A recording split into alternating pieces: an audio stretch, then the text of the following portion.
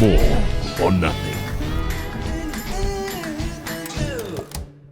Hello and welcome to this week's episode of Maul or Nothing with Ryan and Max. And later on in the show, we'll be joined by former Ireland and British and Irish line winger Simon Zebo, who spends a lot of his time with Ryan Wilson, unfortunately for Zeebs. But boys, how are we? How's our week going?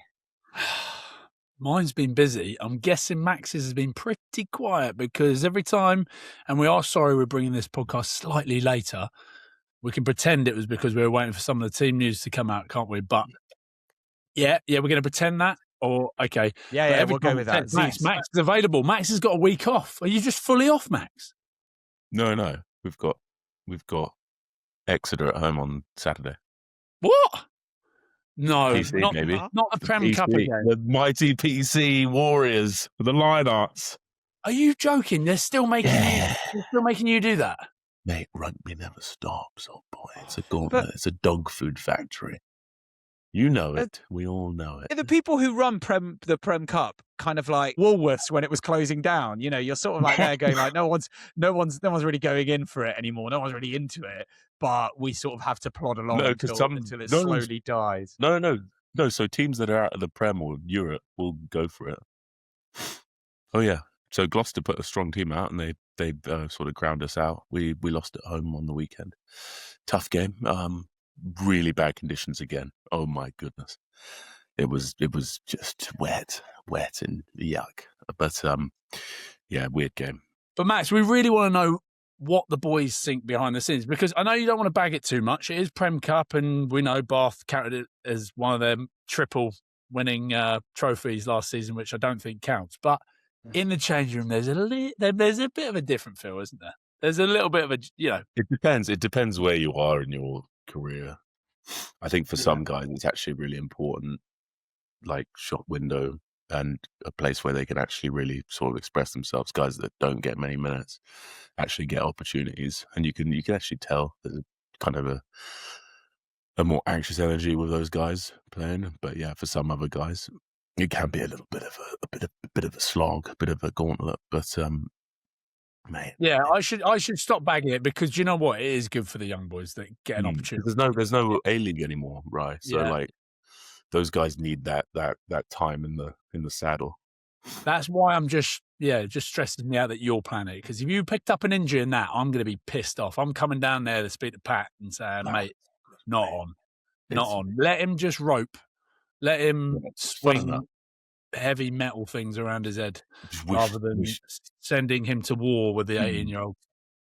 But yeah, it's good. It's good enough fun, mate. Feb's been so wet, so the weather's been horrific. Like all pitch dust.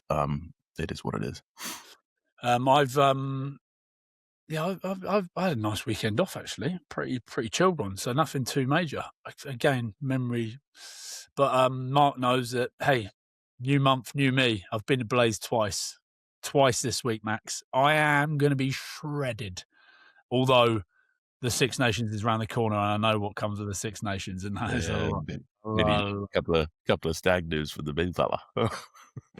So I think that's more subconsciously. I've started being like, I better go to the gym, better do something, because it is all going downhill in a minute. As soon as this starts tomorrow night, well, when this comes out, hopefully tomorrow night, Thursday night. Thursdays are in the calendar.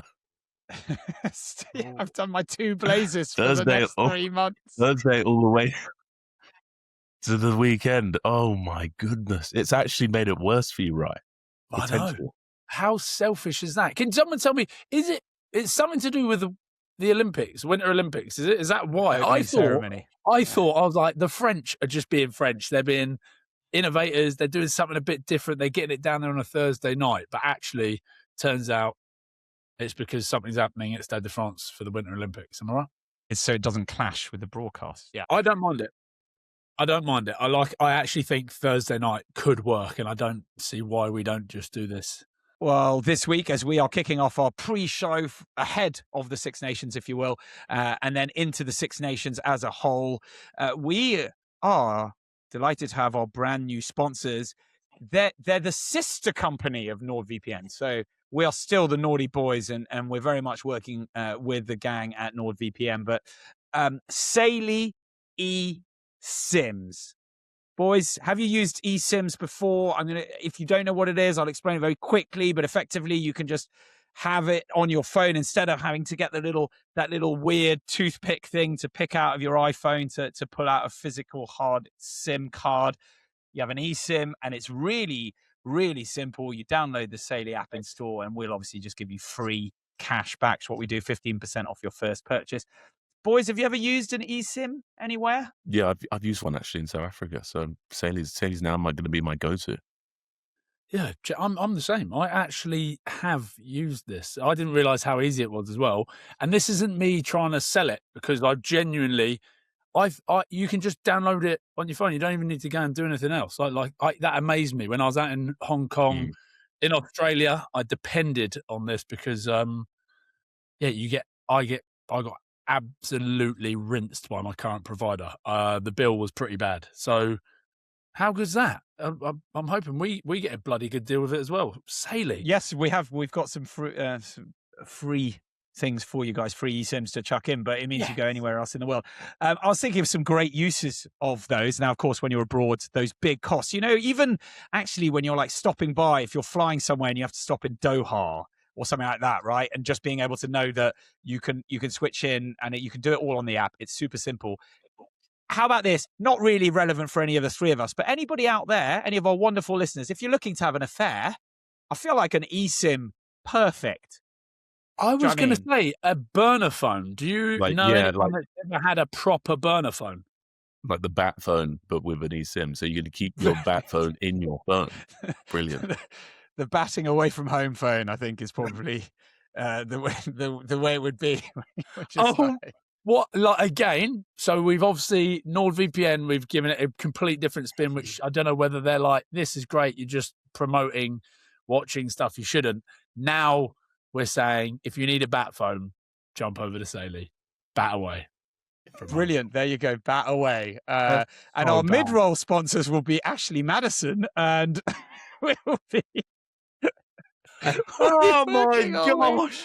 Through that, but it's true. If you're looking to have an affair, or even a bit more of a spicy international type thing going on, pop out there and have your different eSIM, your different WhatsApp, and what. That's very easy to do. One-stop shop at Saily. What phone would you put it in, Max? Do you remember the 3310, the Nokia 3310? Unbreakable. Absolutely unbreakable, and would charge 4 weeks. Yeah. Snake. Life was simple and easy back then, wasn't it? It really was. Sony Ericsson's. Then the BlackBerry came along. Then BBM started to evolve us into the iPhone. And then you got an iPhone and you were like, oh my goodness. And that was sort of Pandora's box then, wasn't it, when the smartphone came? So make sure you download Saily in the App Store, SAILY. Use our code MAUL, MAUL, of course. Great code that is. At checkout, you get an exclusive 15% off your first order. Details in the podcast episode description box. If you're watching this, though, you can just scan the QR code and get straight involved. Go and grab 15% off with our code MAUL. Well, we are delighted to be joined by former Ireland and British and Irish Lion winger Simon Zebo, who spends probably too much of his time with Ryan Wilson as a fabulous broadcast professional. Zeebs, how are we? Good to see you. Good to see you guys. Thanks for having me on the show. Really appreciate it. All good here in sunny Ireland. You finished crying about that Munster loss at the weekend. You okay? Yeah, I'm all right, mate. Yeah, it's a long old season, Wilson. Don't count your chickens too early, yeah? 1 or 2 good wins early doors and you're calling yourselves the Glasgow All Blacks again, so... Oh, by the way, and I'm sure some of them will be followers of the podcast, there was some hate coming my way for just that night. Just, get stuck into Munster, but it's all a good laugh, isn't it? At the end of the day, you're not joking. Oh, yeah, you got to enjoy the big days out free.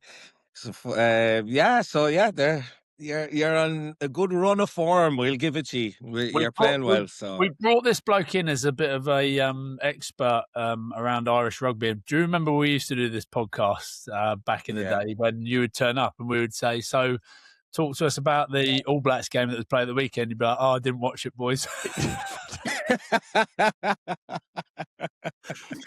I know. I've had to brush up on my my previewing of teams and my homework. Yeah, it's gone up a level now since I've retired. So yeah, I mean, I'm much better now, Ryan. I know the teams. What's it been like working with Ryan a little bit more than historically, where you're now sort of seeing him week in, week out? Yeah, do you know what? It's actually really enjoyable. I didn't think it would be as enjoyable as it is. But it's been good fun. It's been good fun. We're having good fun with Premier Sports and showing a bit of personality and having a bit of fun while trying to commentate and be good pundits at the same time. So it's a nice old balance, and it's always good, interesting, fun days at work. So it's good fun. We are so cutting that. What did you just slag him off and then it's better than me sidestepping him the whole time, catching up with him off the mic. Yeah, it's better. So you should have seen how he was genuinely before that, because I'm guessing when you do it with, he was like, "So sorry, we haven't got a presenter. It's just you and Barks." And I think Friday night you were like, "How is this going to go?" Because we don't really prep too much. We just sort of roll into it and have a laugh. It's like a podcast. You could tell he was nervous. I was on edge. I'm not going to lie. Looking to my left and right, and the two lads were like, "So, what are we talking about now?"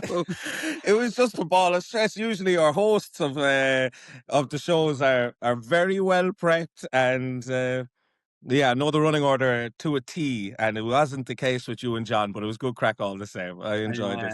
You're great hosts. Great hosts. This is totally not going the way we wanted it to go.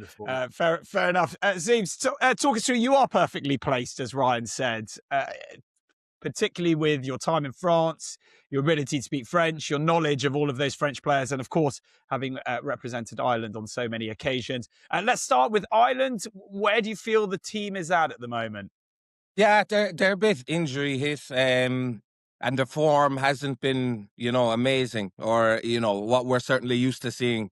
I suppose that's both Leinster and Munster. Leinster have gotten into a good run of form, and they have the bulk of the team. So there's certainly optimism there compared to where it was at the start of the season. It's just coming up against this French team, first round, Stade de France, all the motivation that they have behind them with, the unfortunate events around Winnie Antonio, and now they have Dupont back. They have their Bordeaux players firing. Toulouse are coming back into some form as well, and they have the bulk of the French team. So I think it's going to be very, very difficult for Ireland. First round. I wouldn't rule out a championship for Ireland, but I don't see an Irish victory on Thursday, rather. That's just kind of where I'm at the moment. I would love to be proved wrong, but I just think this French team, now where we're getting them at home, it just could be very tough. They're going to be fired up for it. Yeah. Is there an element, though, of Ireland being slightly more under the radar than certainly the last few years? And, you played in an Ireland teams when they were establishing their way and then becoming this fantastic outfit. Whereas now it's almost the continuation of that has been, we expect Ireland now to be going for the Grand Slam or certainly going for the championship. But this season just feels, as you said, the injuries, but also slightly different with slight changing of the guards, people are getting older and a feeling that they're not the Ireland that we perhaps have known over the last few years. Yeah, I'd agree with that. And I suppose a lot of the key players are probably north of 30 and, have been at it a while. Andy Farrell obviously rewards players he doesn't really seem to care about age. It's like what you're able to bring to the group, and he has a lot of confidence in the squad he's selected. I still think that they'll be going for the championship. They'll fully believe that they're able to do a job on Thursday night. It's just, as a pundit and not being in the camp, you're looking in from the outside. you just struggle to see on the evidence we've seen this season that they can go to Paris and beat this current French team, which is in a lot of form. A lot of their core players are really hitting their straps early, so it's going to be tough. You can tell a lot of like camps, right, and including this, even like the Irish media are almost talking, and it's like everyone's playing each other down. They're trying to play themselves down. You don't really hear much about France. You might because you're connected with a few of the players, these, but like I feel like that's sort of over there. We don't see much of it, whereas all the chat at the moment is Ireland. You know, maybe they're building towards the World Cup and they're not going to do as well as Six Nations, which it helps them out a little bit because people don't have them right up there as expectations. England, everyone's talking up as potentially the favourites. So that might help a little bit, you know, other teams, but I think they can say that. And then Scotland, same old team, same old. You guys could take a leaf out of our book, a bit of humility and playing under the radar. Here we go. That's all I had to do. Just drop it out there and you take it and go for me.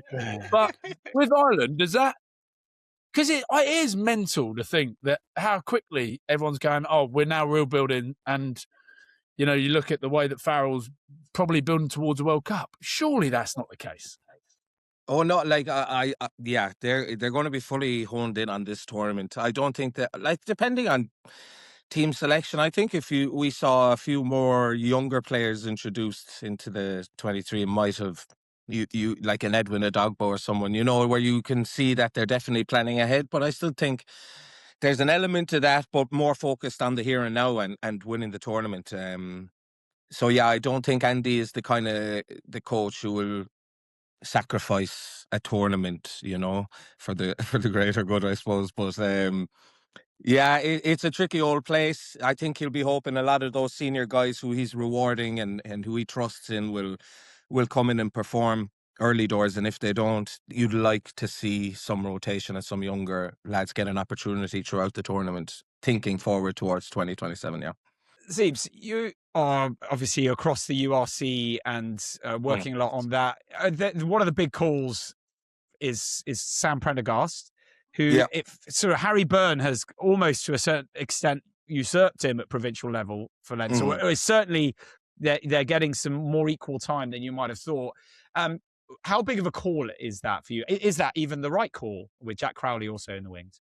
Well, I would have lent towards my former teammate Jack, but his form with Munster hasn't been amazing. And yeah, you're right. Like Sam seems to be Andy's guy at the moment, which like you can understand too, given his talent and what he's capable of doing ball in hand. But it's just it was a little surprise given that Harry seems to have gone ahead of him at provincial level. So yeah, it's an interesting call. He'll need to play well, or you know there'll probably be a bit of heat coming his way. But he's more than capable in going out and having an amazing game and guiding Ireland to a famous win in Paris. It's just given what we've seen this season, that selection may be up for debate, and one or two others. But yeah, Andy does reward guys who have been good to him in the past. So I can say it because, but if I'm France, I'm sending people down his channel, left, right, 100%. Yeah, 100%. That's that they'll go after him for sure. You can imagine Moefana is going to have a lot of time running down his channel, and it'll be.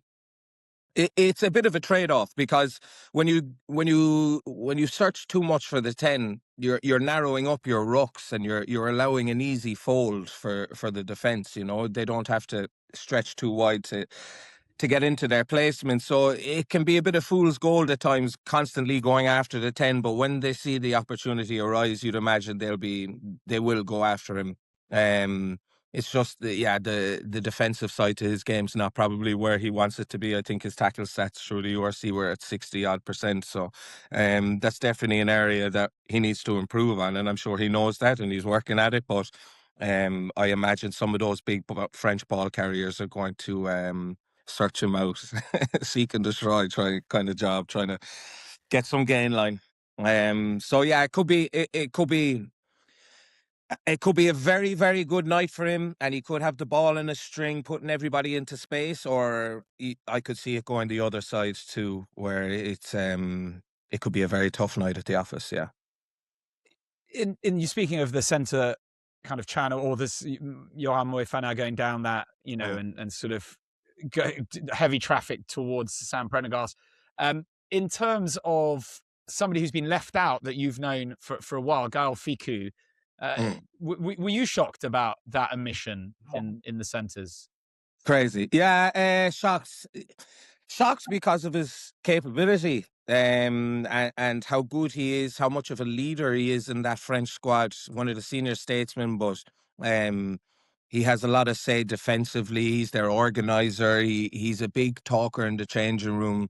And Damien Penaud as well. There was, I couldn't wrap my head around it. You have three of arguably some like the best players in Europe in their respective positions. And there just seems to be a bit of a grey area around Galtier and some of those superstars. So it's unfortunate for them. Gaël's on 98 caps, and he'd be the first Frenchman to reach 100 caps. And now he's starting. Yeah, there's no French centurion, so it's a bit of a shock. I hope he doesn't get injured and miss the opportunity, because being 2 caps away and still so young would be criminal. Yeah. Oh my God, that is mental. I had no idea that. That's unbelievable. Yeah. And he's still like only 30 or 31, and he's... It's nuts, that, right? It's crazy. Yeah, it's amazing. Yeah, what a player. And what a good... And it's nothing to do... Gaël would never have any disciplinary issues. He's always on side with the coaches, works incredibly hard, trains every session like it's a match. So that was really... That one really stood out. And obviously the likes of Damien Penaud, who's been, ridiculous, like the best winger in the world, him alongside his Bordeaux teammate for the last number of years. So yeah, Galtier will be under a lot of pressure if he doesn't come up with a championship or a Grand Slam. I'd imagine that group, the writing could be on the wall. Ronan O'Gara has come out saying, France have this mentality that there's actually very little between most players in certain positions, perhaps apart from Dupont. Do you feel that were you when you were there, where there's that depth where yes, you can leave out somebody as incredible as Gaël Fickou, but then there's Nicolas Depoortere or Johan Moefana, Calvin Gourgues coming through, or where maybe the differences aren't as strong as, let's say, if Wales had to leave out a player because the depth isn't as strong as France, for instance. Yeah, I definitely see that. I love your pronunciation as well, by the way. You speak French too, do you, my man? Yeah, mother tongue French. Yeah, exactly. Depoortere.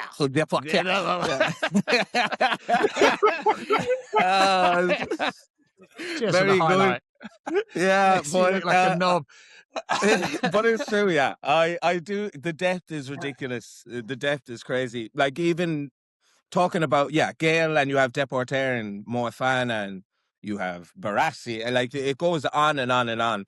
And then you look at Damien Penaud and his omission, but then you see Toulon playing Gaël Ryan, who has been incredible, and he's not in the squad. They've gone with Atis Ogby, another incredible young talent. So like the talent pool is insane. They could go even way deeper than we've seen. They could name an unnamed or an uncapped 15 and you'd still get an incredible French performance. They just, they churn over young players, and they're going to be very, very difficult to stop, even without those superstars that we've mentioned. Yeah.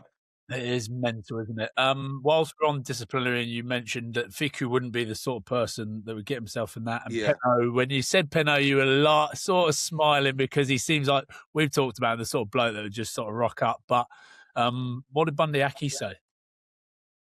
I haven't spoken to Bundee. I wouldn't be that tight with Bundee to ask. You just lured him in with that. But does that add to like the pressure of Ireland as well at the moment? Like, see, with all that sort of stuff going on. Yeah. There's been a lot of talk in Ireland about the discipline side of things and relationships with referees and how players are chirping a lot. at refs, and it's just not a good look. And there's been talk as well around the in-game stuff, the creeping up around the side of the rucks and, getting away with certain things. So if you're barking and chirping at the referees as well, you're just adding to the pressure. So I think Andy wanted to stamp that out, and unfortunately for Bundee, he had incidents in that Connacht's game, and he was punished for it. So I think Andy's kind of trying to lay down a marker and say to the refs, we're not tolerating it, and you won't have to put up with this during the tournament. So we've talked about him a fair bit on here in terms of the way that he goes about it. But I don't know. Have we heard any whispers of what he did say? I'm guessing from the way that when you play Leinster, it's something about cheating. Would I be right on that? Because everyone says that Leinster are cheats when you come across it. So that's why I feel like it's something to do with cheating. Zeebs, before we lose you, I just want you to give me what you think is going to happen throughout the Six Nations, and sort of tell me, because we chatted. Yeah. Because it's always a good laugh, because I know exactly what you're going to do. I already know who's going down on the wooden spoon, but surely not. Here we go. I would probably lean towards France winning the tournament, having Ireland and England at home. I would go Ireland in second, England in third, Wales, Scotland. I'll go Scotland fourth. I'll go Italy fifth and Wales sixth. And it's a shame. I hate saying Wales will finish last, because they're such an incredible rugby nation with so much history. They probably just don't have the talent at the moment to compete, which is a shame. I fancy Italy to pick up one or two scalps. One of them being Scotland first up. He's unbelievable. Yes, I fancy it to happen, brother. Wow. And I think your boys might pick up the fourth place again. Be good old tournament for you, No. You're such a dick. Good old tournament for you. I'm going to flip around. I reckon Ireland could end optimistic about Ireland. Fair play. I can see Ireland ended up in fourth. You can see Ireland ending up in fourth. Well, okay. Do you want to have a bet about Ireland finishing? Who finishes ahead of who? Ireland or Scotland? Yeah, okay. What will be your forfeit, so? I can't compete on the cash front with you, I know that. No cash. We have to think of something, because there's a lot of chirp coming out of you, and I want to humble you somehow, some way. Right, okay, so anyone watching this, jump into the comments, let us know what you think, and then we'll have a little read through, and next week we'll pick the top comment, the most liked comment. The most liked comment will do that, unless it's obviously enroll for the army, get pregnant, or any of those things. But something top comment we'll get whoever the loser is to do it. Zeebs, we're obviously one of the main sponsors of our podcast is Wolf Craig Whiskey. Just give us a little bit on your stuff, because you're in the whiskey game now. The man is in the whiskey game now. I am in the whiskey game, my friend. Black Emerald Irish whiskey, premium stuff. If you want to get some, you can find it online in the UK shortly, actually. But it's a cool one. It's very exciting project to be involved in. Nice to transition from rugby into the whiskey world and the punditry world, and yeah, it's been going down a treat. The sales and listings have been going really well. The liquid's finding itself in some great places throughout the country of Ireland. And we're going to be going into South Africa, the rest of America, Nigeria, and then the year after, potentially like South Korea, Japan, some really cool places that are on the horizon. So an exciting time to have something outside of rugby and crack on with the whiskey world. So it's been interesting so far, but lots of fun. I love it when we obviously Friday we're like, what have you been up to this week? And usually it's just coffee on Monday. He went for coffee. This week he went, I've been fucking busy with the whiskey, and we're like, whatever, but working hard. How do you drink the whiskey, Zeebs? I drink it neat. I drink it, 2 ice cubes, let it settle, and Bob's your uncle. No way in the heck. Oh. It'd be nice for these cold evenings, warm you right up, and drown sorrows when Scotland get a hiding against Italy. Cheers, mate. Appreciate I'd have to send you over a bottle. I'd send you all over a bottle. Send me your address. Would love Put it in the comments. Oh, that's lovely. Legend Azeebs. Thank you so much for your time, mate. Best of luck for the Six Nations and for Ireland's kind of adventure in this year's competition. And we will catch up with you super soon. Yes, absolutely. Look forward to it. Please let me know what the forfeit is, because you're not off the hook, Ryan. And it's 4th or 5th for Scotland again. Thanks a million, lads.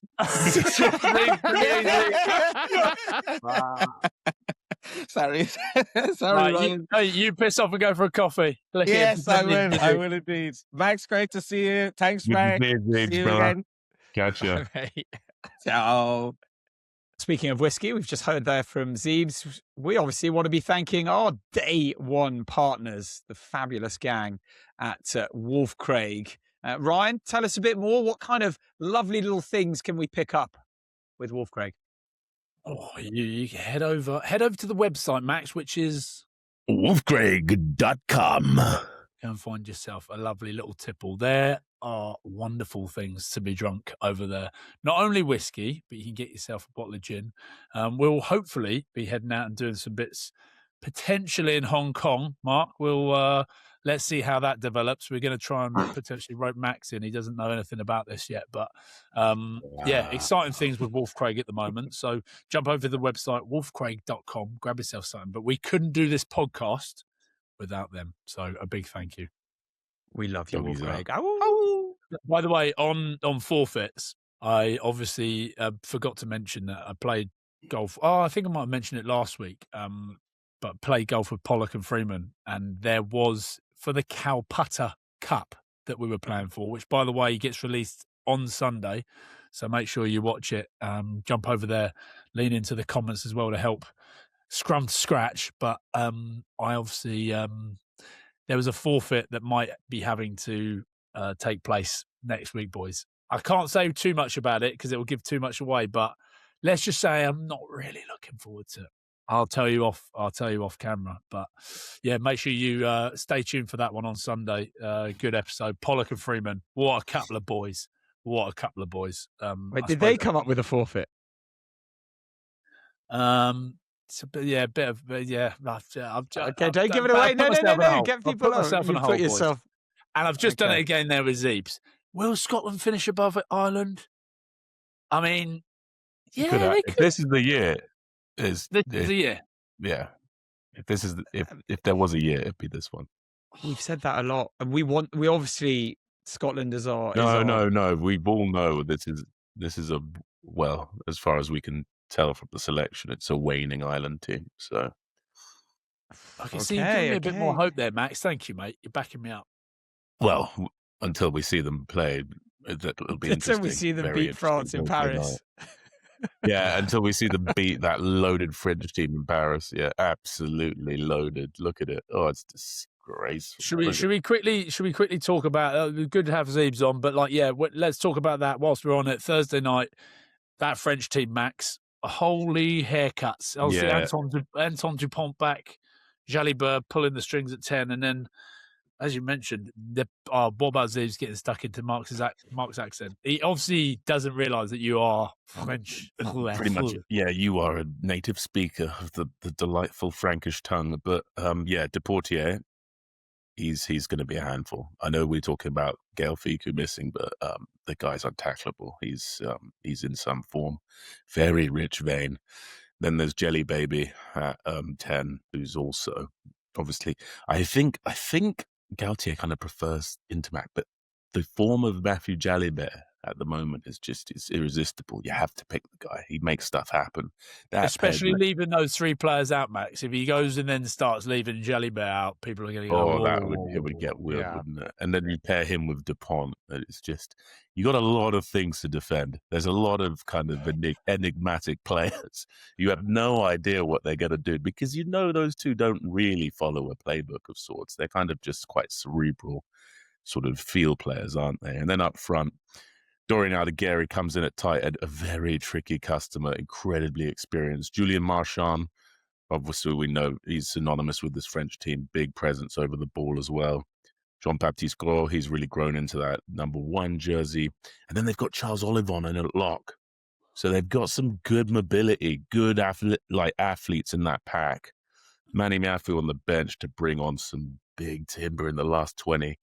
That's what I mean. Mate. Sticking them down Prendergast's channel, it just ain't going to end well. Like the Matador, the red sheet will be back out.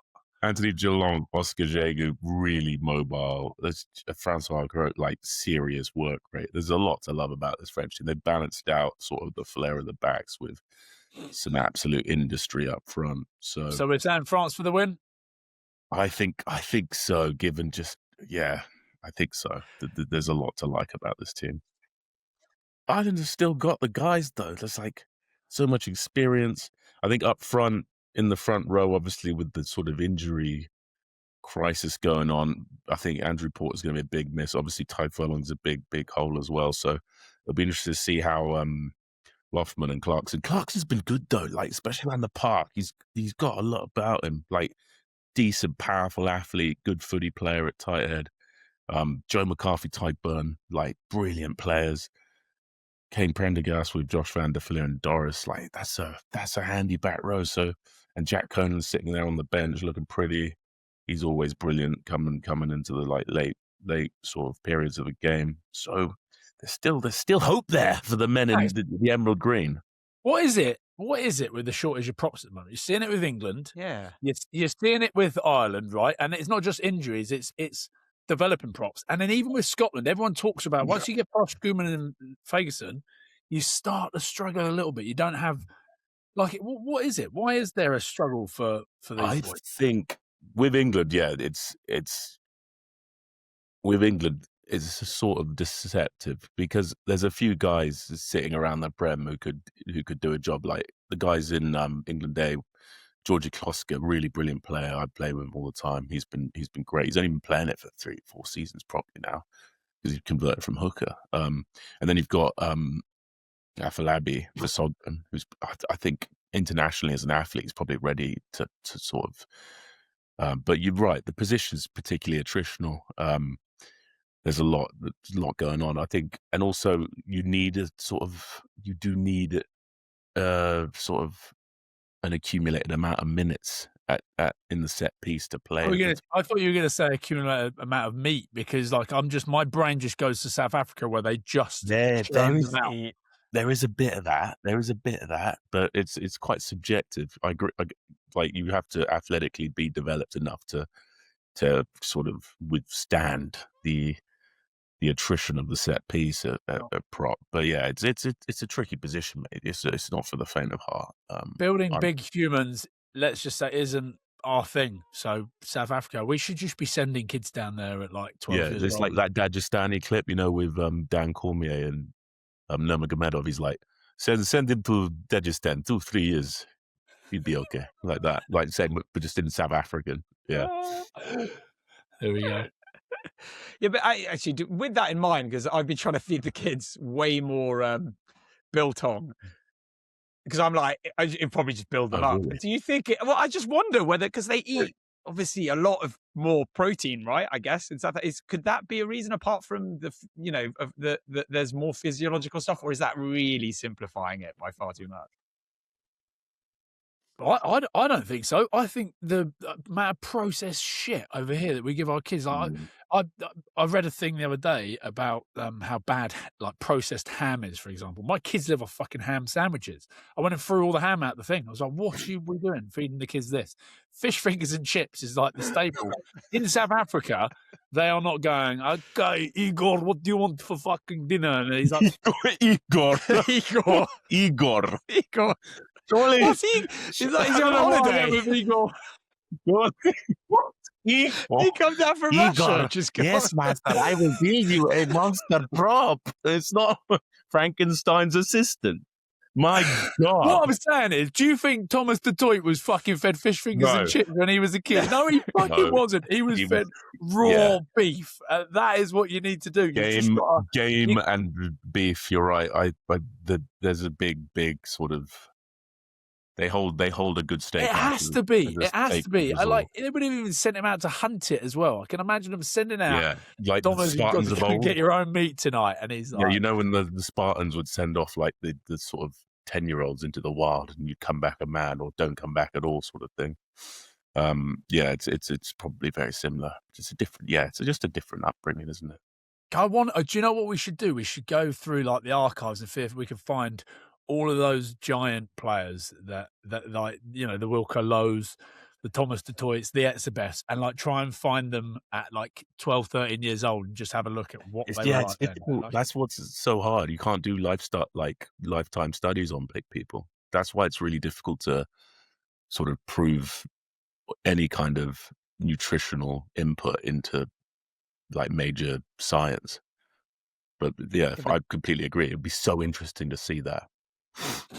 But it is weird though, because I always think, well, I went to go and watch I was at the Singapore Sevens, watched Fiji team, but I watched them train at the SEC before on like a Wednesday. They just had a run around, and all the boys there, right? And they're some of them younger and everything, but they just look set.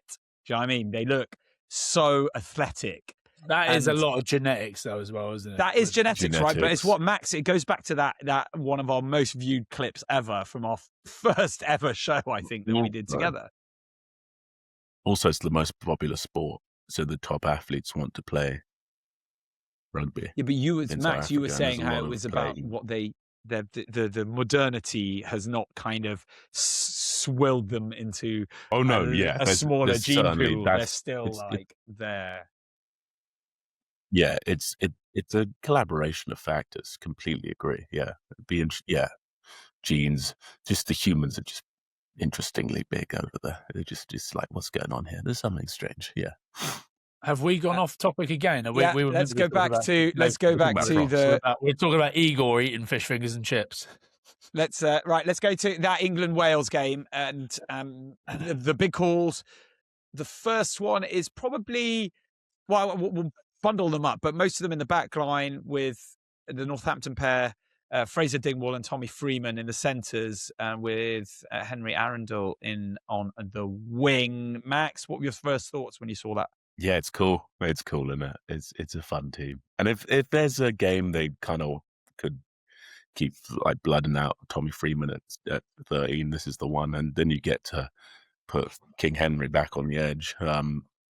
Manny Feo-Waboso and Henry Arundel on the edges. That's a lot of fun.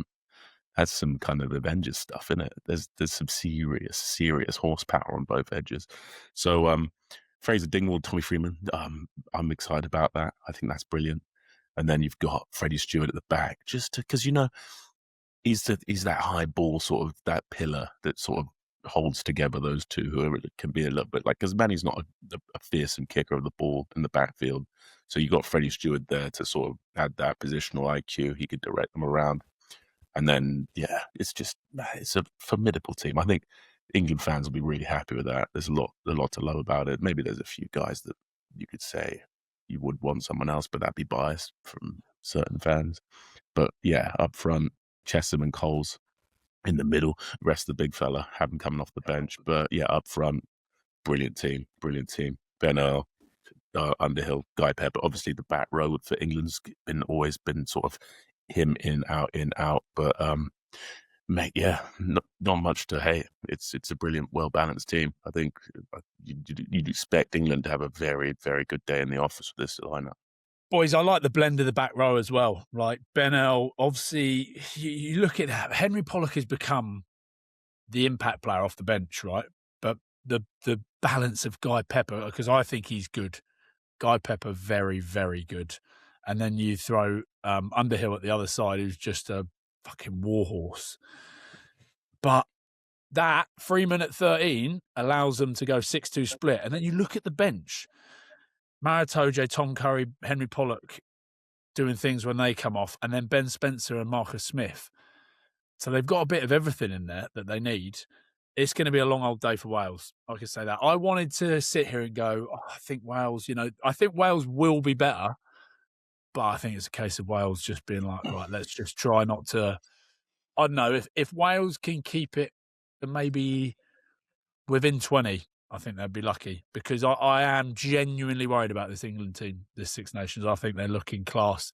And the fact that he's gone with Dingwall and Freeman because they do it at club, they know what they're doing, that's pretty exciting. It's tough. It's tough.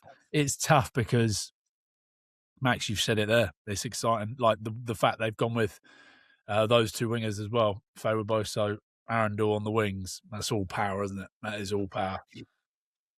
You mentioned the bench, Ryan, and you've got 5 British and Irish Lions on the bench. So that tells you everything you need to know about strength and depth. It was understandable in the autumn internationals when they were just coming back from a long summer, but now you're like there. That it shows England have kind of really, really kicked on. But with that in mind, you mentioned Henry Pollock, the ultimate impact player, your new BFF.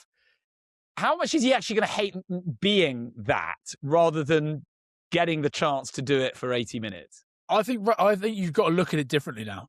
This is not a case of when, 5 years ago you put the bench because you weren't playing as well. I genuinely believe coaches, you've seen Rassie do it, you see Franco Smith do it. It is a 23-man squad. Don't be surprised if some of them come on at 50 minutes. There's a game of two halves. It's just, I personally don't think players, and Max, you'll be able to tell me this, will look into it as much. I remember if you got put on the bench back in the day, you were raging. You're like, why is he starting? But I genuinely believe that coaches are seeing it as there's almost 2 teams for 2 halves now. And I don't think Henry Pollock is going to be too worried about that because he brings an impact every time he comes on. We've seen what he did recently against Sale as well. I don't know, Max. Do you agree? Like, I don't think players actually read into it anywhere near as much now. Getting put on the bench. I think especially at this level, like that's a statement. That bench is a statement. That's being used early, like 100%. And also, bloke's 21. I think we can safely say he's going to be a starter at some point. It's just at this point in his career, the back row at England is formidably deep. It's mental. So I don't think he has any qualms with that. Completely agree with you, Ryan. Why did England name their squad so early? Someone was telling me that it's because it was getting leaked. Do you read into any of that, Max? I remember we had it at one point in Scotland. They brought us all in, and they're like, "Boys, someone keeps leaking the team every week." Who was it? I mean, who was it? Wilson. No one actually knew. I think there was one agent which always knew it, and he was giving it out. But I don't think that he was getting paid to leak the team or anything like that. It was just when you get picked, you'd phone your mum and dad, and you'd be like, "Oh, I'm starting this week. Don't tell anyone." That's what you'd always say. And then you'd usually get a text from the agent if you were close to him, and he'd say, "What's the crack?" And you'd tell your agent. We had a point where the coaches were trying to leave it as late as they could to even tell us because they were trying to work out who was leaking it to the press. But that's surely teams nowadays. It's almost a flex now to name your team early, isn't it, Max? Yeah, I think so. I don't think, but I agree with you. I don't think if it gets leaked, it's not, I completely agree. What's that going to change? Do you know what I mean? It's just speculation if it is leaked. And then, we got it right. Oh, well, fair play. There's so many players you can get it wrong with. Do you know what I mean? And then I'm with you. I think, maybe reading it too much. Fellas, but maybe that would be like a sort of a betrayal of the team culture, the integrity. That would be you could go that far, couldn't you? As a coach, you'd be like, we're not as cohesive as I thought, and then suddenly, I don't know, if you want to read into it like that, then you can start making your mind up. The Scotland team is not out yet. Okay, I've got a Scotland team in my mind. Okay, ready? Go. Ferguson, Ashman, Schoeman, Cummings, Gilchrist. Oh, no, I'm going to go Cummings, Gregor Brown, Darge, Ferguson, Dempsey,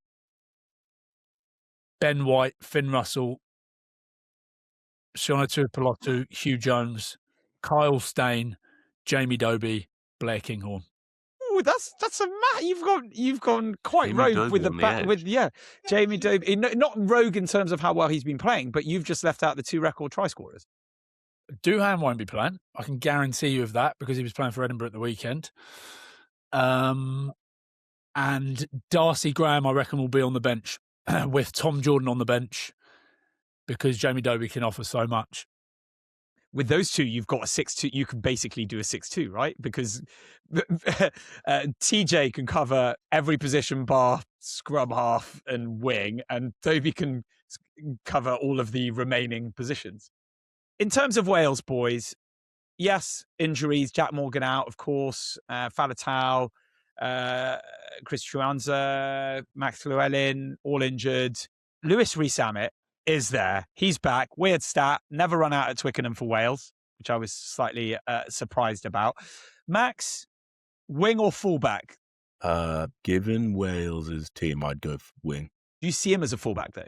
I mean, I think he's pretty good at both, but I feel like I'd put Blair Murray in there for me at fullback. But I think Lewis Rees-Zammit's a threat either way at 15 or winger, 100%. I think you'll have Lewis Rees-Zammit on one wing. Is it Ellis May on the other? Yeah, or Tom Rogers. So, and then Blair Murray. Josh Adams maybe is not. I don't know.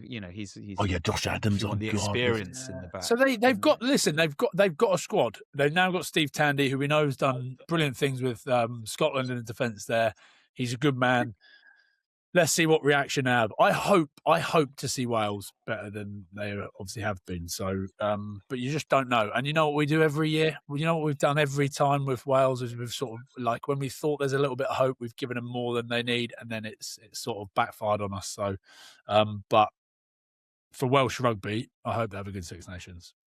Ryan, this one's for you. Alex Mann saying he's looking to get under the skin of the England players. He managed to do it against the world champions of all people in South Africa and of all players, Eben Etzebeth.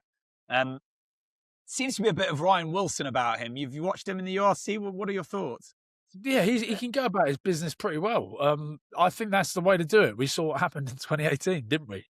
When we got under their skins and changed the course of events for Scottish rugby. So I think that is the way. Let's do that.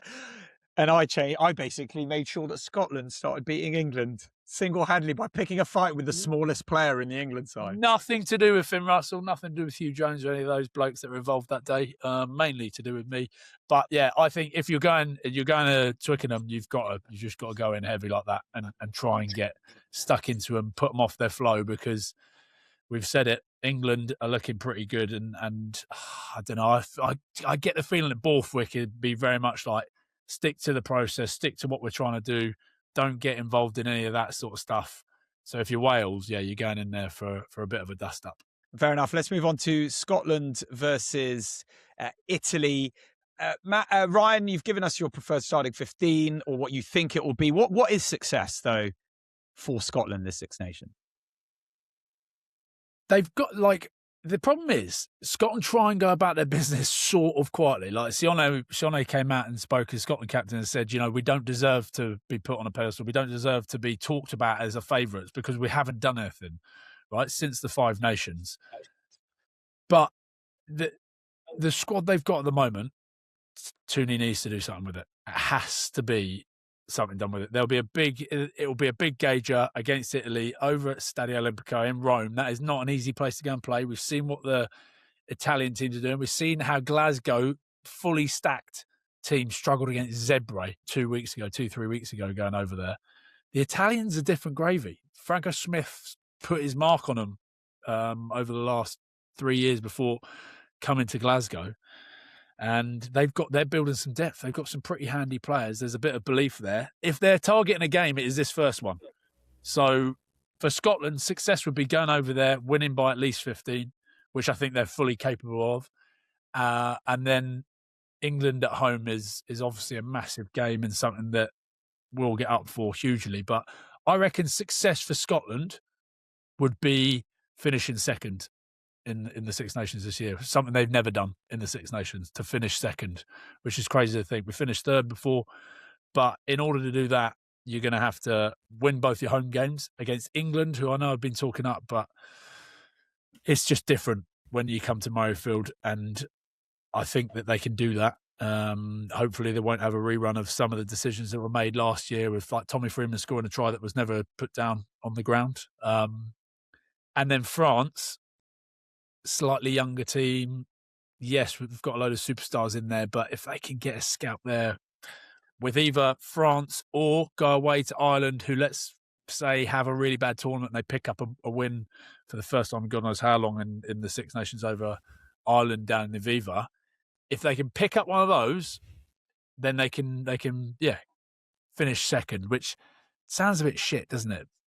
Sounds a bit shit because you want to say we want to win it, but I just can't see. I don't think there'll be a Grand Slam this year. I think it could go down to England and France. But hey, boys, I mean, I'm just gonna get slagged for it anyway. But for everything you say, always. Obviously Scotland. You've got to agree with me, Max. You've got to agree with me. But it's like, with some of what I said there, did any of that sort of make sense? Yeah, no, it did. It did. It was diplomatic and patriotic at the same time. Thank you, mate. Thank you. Yeah, I'm trying not to just put myself in there and tell everyone we're going to win the Grand Slam. You're following Sione. Yeah, good work. But we could quite easily win the Grand Slam if we obviously win in Italy and then beat England. And then we've got Wales. We've got the 3 worst teams straight off the bat. So we do that. And then we just get a sneaker win at home against France, which we should do. And then it is, Grand Slam in Aviva. Is that going to be the clip you make? Probably. Always. That's the pathway you do for us every year. All we need to do is win all our games. Yeah, you're right. That's it. That's all you need to do, mate.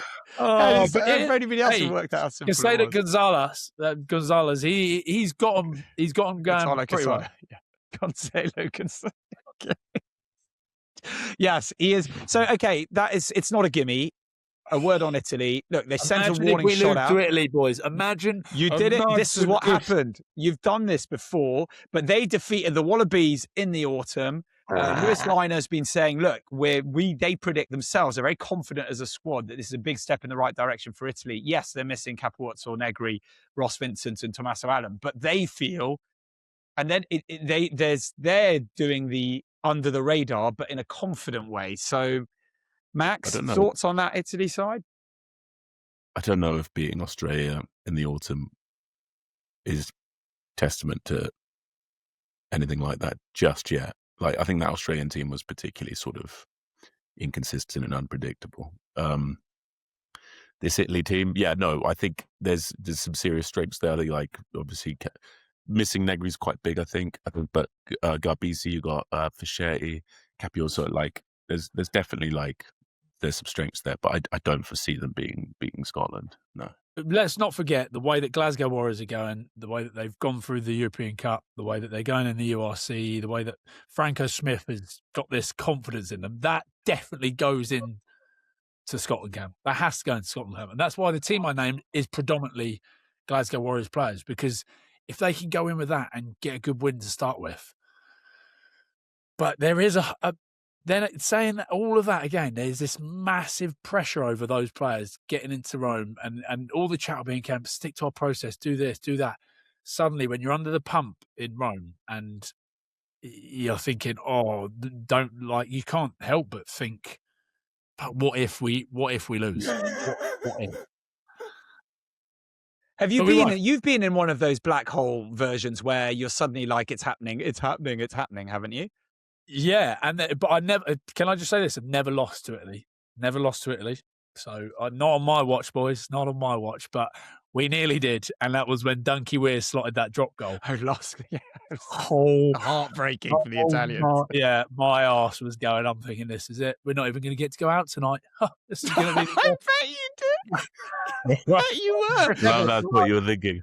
Yeah, just looking at the other players being like, you fucking buck up your ideas, boys. There's no lash tonight. Dunky Weir, ball fires back to him, ball on a plate. I'm going, Dunky, think about the art cafe tonight. Think about the durries. Come on. And Dunky Weir, locked and loaded. Oh, what a feeling. I mean, You know what? I'd rather Scotland won like that than they go and put 30 points on them, because it's actually quite entertaining, isn't it? Fabulous. What a feeling. What a feeling. Donkey Weir slotting that drop goal. Big Jim just running back, like giving it big licks, like literally like we had won the World Cup. Oh, so bad. So bad. But yeah, not on my watch. Not on my watch, boys. Boys, finally, can you give us your Six Nations predicted end table? Start with you, Max, because Ryan sort of gave a bit of an intuition about what he was thinking. But Maxie boy, hit us up. England, France, Ireland, Scotland, Wales, Italy. Are you saying England Grand Slam as well? Yeah, why not? Let's put it out there. Let's just put it out there. I think they got it in them. It's so hard, isn't it? I think it will be. Oh God, I just don't want to say it, because I think England have a bloody good chance, but I can't say it. You know, like yeah, number like one. Jim Carrey, liar, liar. Yeah. Number one. Tennis. Number one. Royal blue.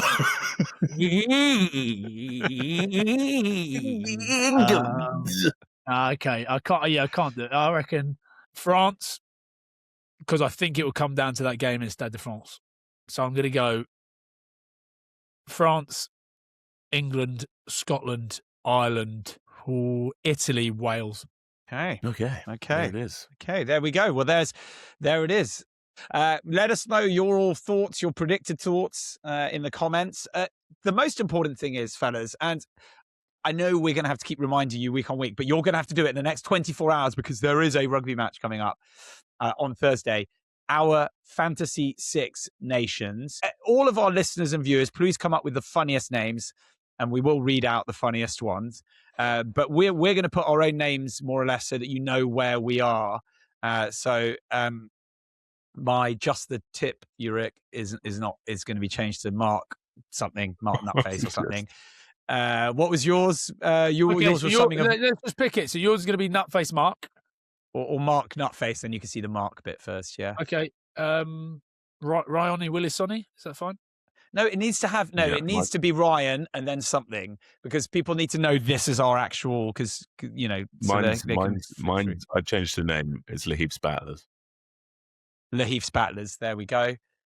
And what's yours? His doesn't have Max in. That's not. You just told me we have to have our names in. Yeah, but I can change it again if you want.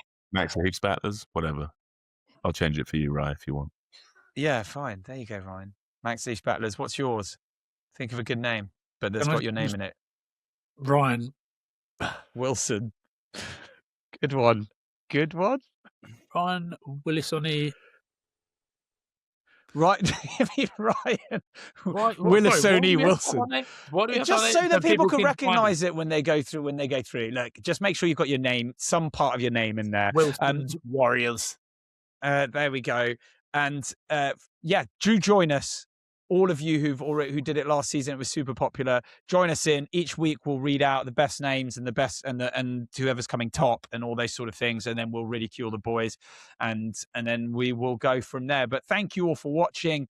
As always, a huge thank you to Max and Ryan. A huge thank you to Zeebs for jumping on and giving us his thoughts ahead of that titanic clash in Paris between France and Ireland. But yeah, big Six Nations coming, fellas. Very exciting times. That's my Six Nations. My fantasy Six Nations team is absolutely stacked. Oh, have you done it already? Oh, yeah. It's Thursday, bro. Rough. Okay, I'll go and do it now. Everybody else, do it. Mwah.